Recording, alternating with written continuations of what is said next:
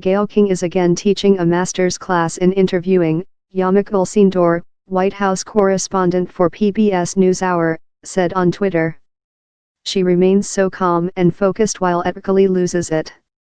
Kelly was out on bail following his February 22 arrest in Chicago on charges of sexually abusing 3 girls and a woman. He was sent back to jail Wednesday afternoon over unpaid child support bills. Legal attention was refocused on Kelly following Lifetime's documentary special, Surviving R. Kelly. He had a lot to get off his chest, King told her colleagues on CBS This Morning, admitting surprise that he even agreed to speak publicly. She sat mostly stone-faced across from Kelly as he denied wrongdoing. "Are you saying that everybody in that documentary was not telling the truth about you?" "Everybody?" King asked. After pointing out some details of his alleged abuse, she asked, "Why would all of these women tell these different stories about you if they were not true, and they don't know each other? That defies logic to me." When he denied ever having sex with anyone under the age of 17, she said, "It's so hard to believe that." She remained seated when Kelly jumped up to complain about his character being destroyed.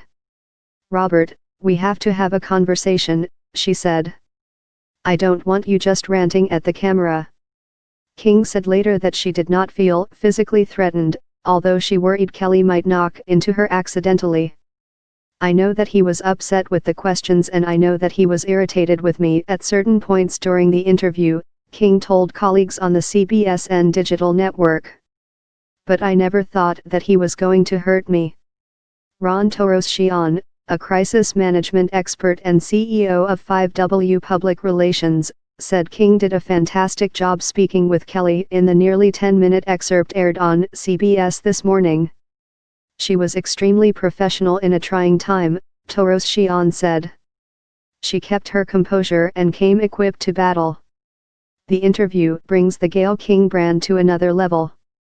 If that's the case, King's timing couldn't be better.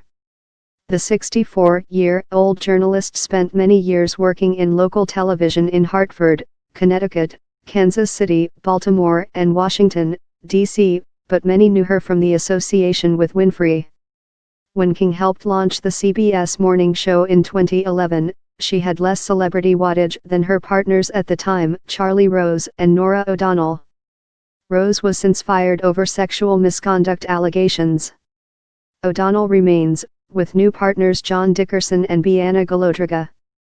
King has arguably become the indispensable figure on the morning show, and she's had a run of newsmaking interviews with presidential contender Howard Schultz, sexual abuse survivor Elizabeth Smart and Virginia Governor Ralph Northam about his school yearbook photo which showed a person in blackface and another wearing a Ku Klux Klan uniform. He has denied he was either person. King told Oprah magazine that it was Kelly's team that reached out to her for the interview. "I had some reservations because I was thinking, what are we gonna get? He's just going to deny it. But I did it because I at least thought there would be not contrition, then at least acknowledgement that this is a bad situation, and I have made some mistakes. But instead, he seems to believe everyone is out to get him," she said. In an interview with The Hollywood Reporter published last week, King was asked whether she sees herself at CBS News this time next year. "Oh, that's a good question," she said. "All I can say is I really love my job. And I think it's kind of foolish to predict the future.